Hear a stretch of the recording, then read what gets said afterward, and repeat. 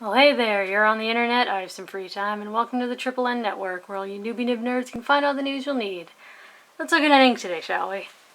Now, today's ink, I only had in cartridge form because my generous, mysterious benefactor had this sent to me. It's the Levenger ink sample cartridge thingy where you get bunch of different ink cartridges, and yes, I'm in the process of testing all of them.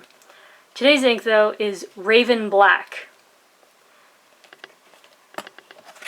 It's a black ink, and it's intensely saturated. And I think it even says here, light fast, no fading. Quick drying is one of the things that Levenger claims about their inks, and that was a bit of a problem. I did have some drying on the nib. The nib being this AG Spalding Bros maple with a medium nib. However, these nibs are manufactured in Japan, so they're more like a Western fine, but yeah. Now, I couldn't actually compare Levenger's Raven Black to a bunch of other blacks because there was no room left on the page, but there's Pilot Black, Parker Quink Black, Noodler's Black, Mont Blanc's Mystery Black, and Noodler's Heart of Darkness. It is a very saturated ink.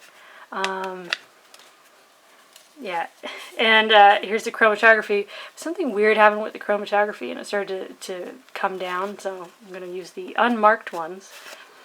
Now, here's the standard chromatography, where you put a bit of ink, and then you instantly dunk it in the water, and as you can see, some remains, but some does wash off. In fact, a good bit. As you can see, there's a good amount of ink up here at the top.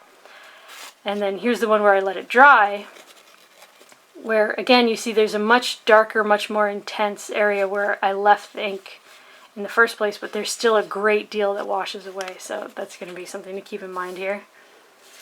Top down in density, Clairefontaine 90 grams per square meter, 19 seconds to dry, which for an ink claiming to be fast drying is not terribly impressive, especially considering this is kind of like a Western fine nib, but this is very hydrophobic ink.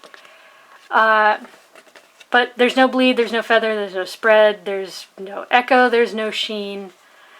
It's just kind of shiny.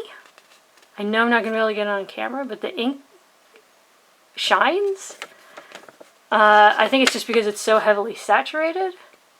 But yeah, so it has a bit of a shininess to it. And it's messy, in part because it's so heavily saturated. Even though a good bit remains, I mean, there's still some clear writing under there, it does make a bit of a mess. And I also did a bit of a bleach test. As you can see, it's somewhat resisted the bleach, a bit washed off, but some remain, and it turned kind of yellow. So, Next is Rhodia 80 grams per square meter, where it took 13 seconds to dry, which again is not terribly fast, but yeah, it's as you can see, I had a bit of a hard start in a couple places because it does dry quite quickly on the nib. But yeah, no bleed, no feather, no spread, no sheen. So there's very minor echo, but I mean, this is a black ink. Yeah, there's no shading, which personally is how I prefer my black inks. I like my black inks to be very, very solid. Again, there's somewhat clear central writing, but it does make a bit of a mess.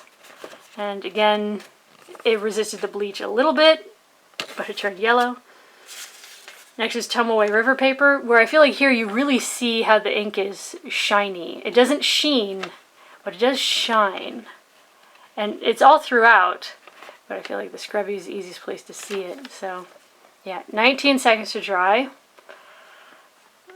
Yeah. Yes, sheen more than a shine. I like that there's no shading. There's no bleed, feather, spread. I said there's some minor-ish echo, but this is very thin paper, and this is a very dark black ink. I was kind of impressed with this water test. Yes, it dyed the page a bit, and yes, some washed off, but Tomoe River loves to let ink just like disappear. This actually, I mean, that's very readable. Is it the same color? No, it is not. But it's readable. Again, the bleach test turned it kind of yellow, but some remains. Next is 20-pound copier paper, and this is possibly the worst copier paper ever invented. I feel like here you can really see how much it spread. There was some broadening of the line width, but I said there was some mild bleed through, which there was, but mostly it's just intense echo. It's really intense echo. And one of the things that I really liked about this is there is essentially no feathering. And that's something I saw throughout. There is some spread, but here I say there's almost no feathering, but there's essentially none. There's no shading. It's very solid black ink. It did dry very quickly on the nib. It took 4 seconds to dry. But I was actually pretty impressed with this ink, considering how poorly this paper reacts to just about everything. It was a messy water test, but I feel like it's very solid, it's very clear. It was definitely easy to read. Again, bleach test, same as before. Next is Mead Notebook Paper, where it took 3.5 seconds to dry. And again, there's no feathering.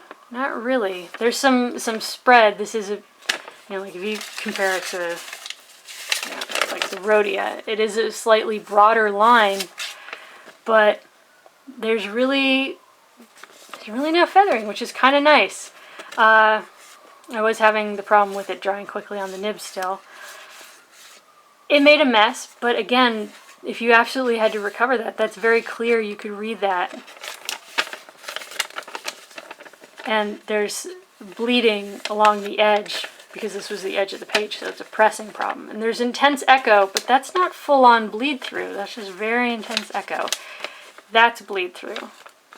This is intense echo. And lastly is Moleskine notebook paper, but this is that freakish Moleskine notebook paper, so many grains of salt with these results. 15 seconds to dry. And there's no bleed, feather, spread. There's a shininess. Don't expect these results, regrettably. But yeah, water test, made a mess. A lot of it washed away, but there is some central stuff remaining. Resisted the bleach kind of alright. So there you go. There's Levenger's Raven Black. It's actually a fairly decent black ink. It's very heavily saturated, so if you get it wet, it will make a bit of a mess, but it won't completely wash away. And it doesn't shade. It's kind of shiny, which is cool, but it did dry kind of quickly on the nib. So for your consideration from the Triple N Network, if you liked the video, please give it a thumbs up. If you'd like to see more, please subscribe to the channel. And thanks for watching. Bye.